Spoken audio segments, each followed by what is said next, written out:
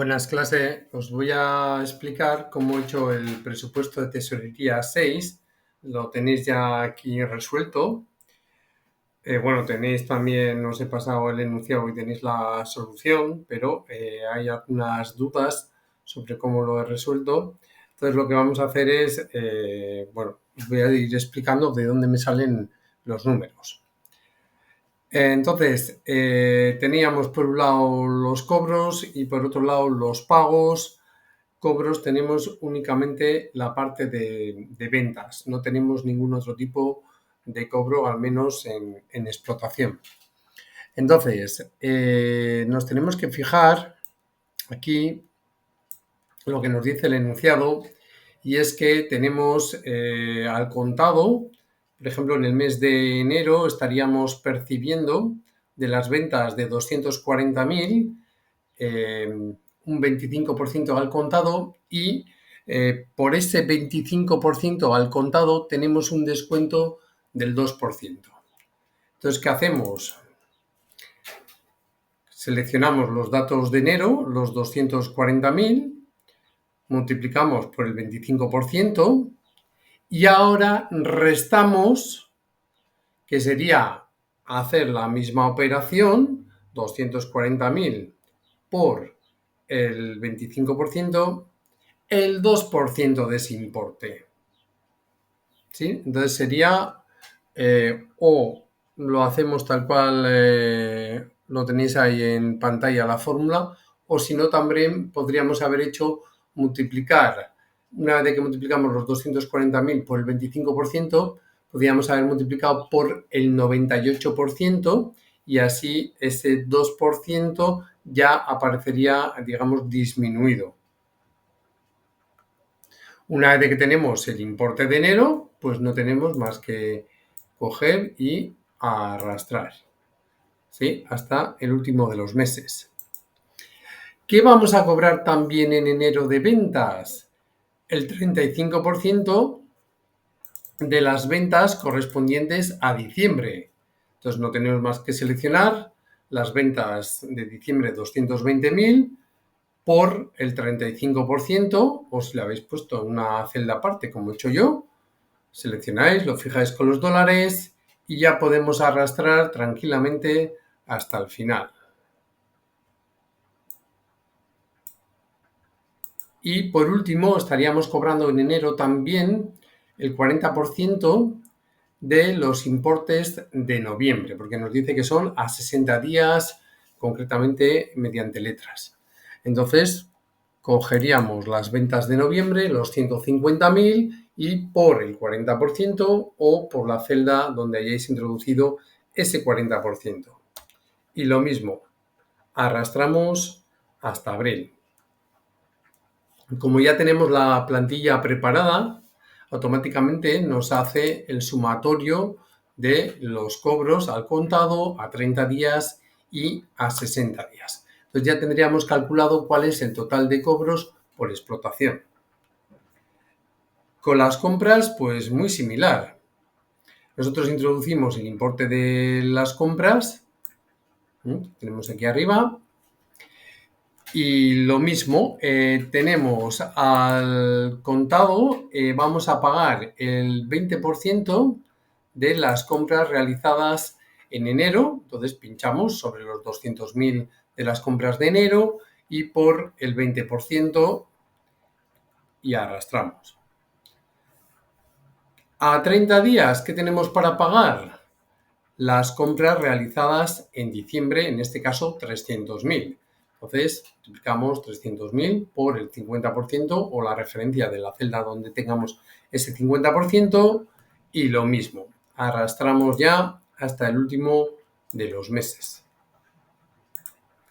Y por último, tenemos que pagar el 30%, pero esta vez de las compras realizadas en noviembre. Entonces, clicamos sobre el importe de las compras de noviembre, los 190.000, multiplicamos por el 30% o, en defecto, por su celda. Y lo mismo, arrastraríamos hasta el último de los meses. Los sueldos nos dicen que son siempre, en este caso, 12.000, pues introduciríamos 12.000 y una vez de introducir los 12.000 ya podríamos arrastrar sin ningún problema. ¿Vale? Las comisiones nos dicen que son el 5% ¿de qué? De las ventas del mes. Entonces lo que hacemos es igual, clicamos sobre las ventas del mes, en este caso enero, 240.000, y multiplicamos por el 5% o en su defecto por la celda que contenga ese 5% fijado y ya podemos arrastrar también hasta el final. Los gastos fijos 17.000, pues nada, introducimos una vez 17.000 y lo mismo, arrastramos hasta el último de los meses. Y tenemos también los gastos variables, que son otro 5%. ¿5% de qué? También nos dice de las ventas relacionados con el tema ventas del propio mes.